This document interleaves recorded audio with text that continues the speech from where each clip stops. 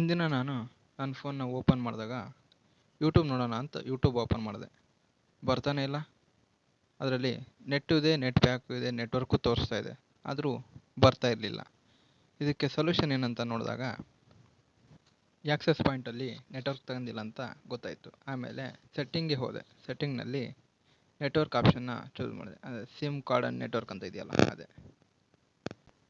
ಅದರಲ್ಲಿ ಓಪನ್ ಮಾಡಿದಾಗ ನಾವು ಯಾವ ಸಿಮ್ಮಲ್ಲಿ ಇರುತ್ತೋ ಆ ಸಿಮ್ನ ಕ್ಲಿಕ್ ಮಾಡಿ ಆ್ಯಕ್ಸೆಸ್ ಪಾಯಿಂಟ್ ಅಂತ ಇರುತ್ತೆ, ಅದರಲ್ಲಿ ಹೋಗಿ 2 ಡಾಟ್ ಲೈನ್ನ ಕ್ಲಿಕ್ ಮಾಡಿ ಅಲ್ಲಿ ರೀಸೆಟ್ ಆ್ಯಕ್ಸೆಸ್ ಅಂತ ಬರುತ್ತೆ, ಅದರಲ್ಲಿ ರೀಸೆಟ್ ಮಾಡಬೇಕು. ಆಮೇಲೆ ಡಿಲೀಟ್ ಮಾಡಬೇಕು.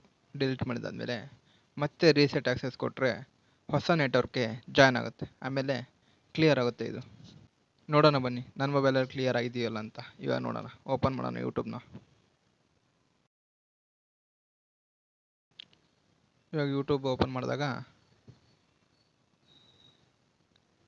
ಲೋಡ್ ಆಗ್ತಿದೆ. ಇನ್ನು ಯೂಟ್ಯೂಬು ಲೋಡ್ ಆಯಿತು.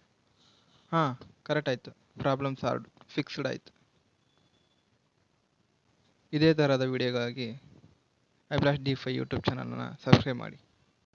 ನಿಮಗೆ ಇಷ್ಟ ಆದರೆ ಲೈಕ್ ಮಾಡಿ.